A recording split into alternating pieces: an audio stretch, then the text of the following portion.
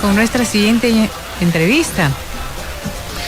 Y tiene que ver con los niños de escasos recursos, de pobreza y pobreza extrema. El día de hoy contamos con Karina Texie. Ella es jefa del servicio de acompañamiento a familias que resulta efectivo en el desarrollo de menores que viven en zonas rurales. Este trabajo es muy, muy importante porque quizás para muchos no les suene importante, pero sí, de alguna manera hay que enseñarles, hay que educarlos, hay que guiarlos a las personas que están en estas zonas alejadas, abandonadas, un poco distanciadas de todo lo que tenemos en la ciudad. Bienvenida a Radio Nacional. ¿Qué tal, Karina?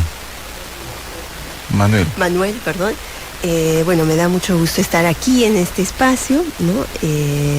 Y poder comentarles cuál es la acción que realiza el Programa Nacional Cuna Más, que es un programa del MIDIS, ¿no? Y justamente, como tú mencionas, este programa está trabajando en las zonas de pobreza y pobreza extrema de nuestro país, ¿no?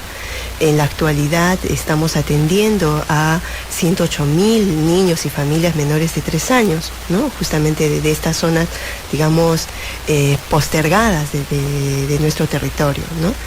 Y tenemos 2 servicios para esto. Tenemos un servicio de cuidado diurno, ¿no? Y un servicio de acompañamiento a familias. Este servicio de acompañamiento a familias es el que nos permite llegar principalmente a las familias de ámbitos rurales, ¿no? Y esta atención se da mediante las visitas domiciliarias. Llegamos a las casas, llegamos a trabajar con cada una de las familias en el entorno del hogar, que es lo valioso de este servicio, ¿no? Dando orientaciones de prácticas de cuidado, de aprendizaje, de cómo tratar a los niños en esta etapa tan fundamental para el desarrollo del ser humano, que es la edad, digamos, crítica, podríamos decir, ¿no? Que es el menor de 3 años, ¿no? Y también, por otro lado, trabajamos con las gestantes, ¿no? En la actualidad, con este servicio de acompañamiento a familias, llegando casa por casa, estamos atendiendo a 52,000 familias. Se hace un censo, me imagino, antes de poder hacer el trabajo, ¿no? Porque hay que trasladar bastante material logístico. E incluso yo tengo entendido que ustedes de alguna manera lúdica los enseñan a los niños a reconocer, a leer, a caminar, a desarrollarse mejor. Correcto. Nosotros llegamos a un territorio, a un distrito, ¿no? Y en ese espacio es que ubicamos cuáles son las comunidades donde hay la mayor cantidad de niños. De hecho, el distrito ya es un distrito priorizado, que son distritos que están por encima del 50% de pobreza y que tienen por encima del 30% de desnutrición, ¿no? Y en estos espacios se identifican esas comunidades, se identifican a las familias, se realiza un censo y se llega a estas familias. Y la metodología de trabajo es efectivamente, como lo señalas, es bastante lúdica con la propia familia, porque al final realmente quien le va a dar sostenibilidad a la atención al niño es la propia familia. Sí. El programa puede llegar, en este caso nosotros llegamos una vez a la semana, ¿no? O cualquier otro servicio, por ejemplo, de escolarizado podría llegar unas 5 horas en la semana, pero sin embargo la sostenibilidad está en desarrollar capacidades en la propia familia. ¿Qué tipo de profesionales acuden a apoyar a estas familias? El trabajo tiene una estrategia bastante, el programa tiene una estrategia muy innovadora, ¿no? Que es trabajar, digamos, con las comunidades organizadas. Y estas comunidades organizadas son acompañadas por profesionales. Estos profesionales tienen diferentes perfiles. Estamos hablando de profesionales de salud, de educación, de áreas sociales, ¿no? Y estos profesionales son los que acompañan el trabajo de una comunidad, que a su vez selecciona a la mejor, si queremos, representante de la comunidad, ¿no? Que también tiene experiencia como madre para poder promover las prácticas en las otras familias, ¿no? Por ejemplo, estamos hablando de contextos, vamos a pensar en ámbitos amazónicos, donde estamos atendiendo en la actualidad alrededor de 1.500 familias, ¿no? Tenemos atendiendo a población Asháninka, Shawi, Quichua, ¿no? Entonces, tener un elemento externo es irrumpir con unas prácticas locales, comunales, que son valiosas. Entonces, es la comunidad la que propone a su mejor cuidador, ¿no? A su mejor promotor, digamos, del desarrollo infantil, y este promotor es capacitado por el programa para fortalecer esas prácticas en la familia. Usted ha mencionado la Amazonía. Si bien es cierto, en cada región existen, a pesar de la gran biodiversidad y de lo rico que es nuestro país, existe la pobreza y la pobreza extrema. Si bien es cierto, la región Sierra Costa tiene sus carreteras y a veces es un poco más fácil llegar a los caseríos, a los pueblos, y ubicar más rápidamente a la gente.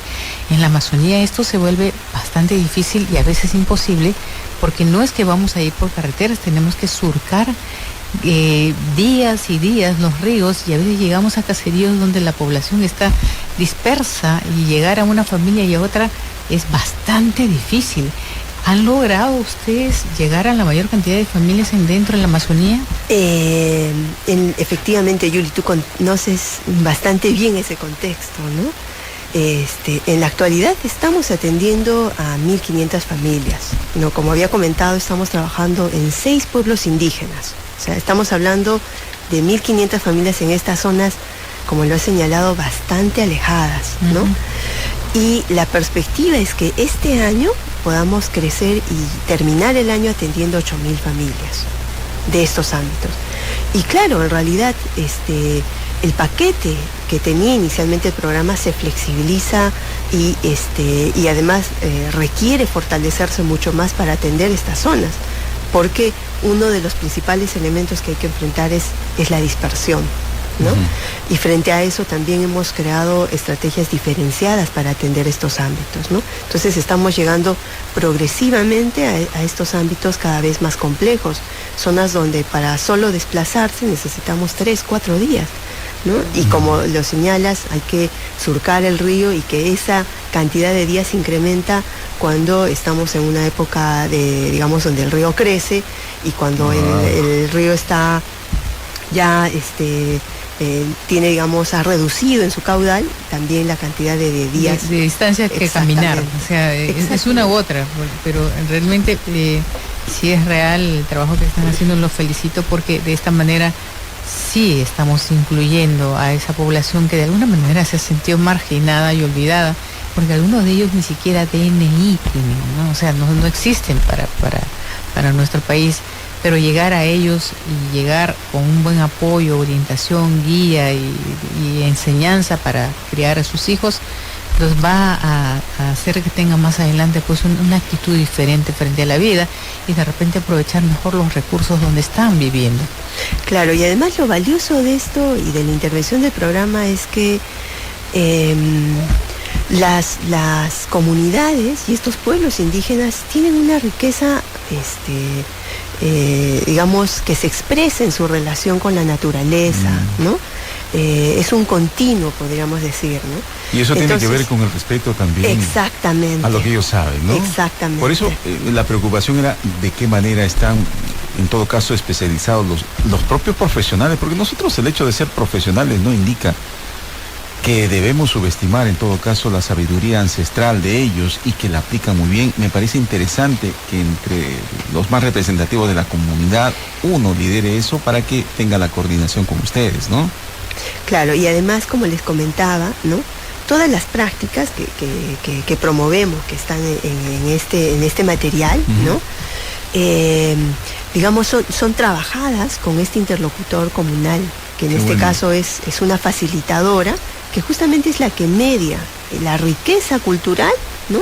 Y que a su vez también va siendo un nexo en cómo entender, ¿no? Esta práctica que existe en el entorno, y cómo también fortalecer y llevar a que esa práctica también permanezca, porque realmente hay mucha riqueza en estas prácticas de cuidado, de atención a los niños y niñas, ¿no? Karina, lamentablemente el tiempo nos gana, pero si alguien por ahí necesita de la ayuda, del acompañamiento, del servicio de ustedes, ¿cómo pueden hacer para comunicarse? Bueno, estamos a nivel nacional, tenemos sedes en las capitales de los departamentos, ¿no? Pueden acudir a estas sedes, o en todo caso, si necesitaran Tenemos la página web del programa, donde pueden identificar dónde están ubicadas las sedes del programa, los teléfonos y también, lógicamente, el teléfono de la sede central del programa para cualquier duda, inquietud, necesidad en relación a los servicios o a la atención a los niños menores de 3 años, ¿no? Y gestantes.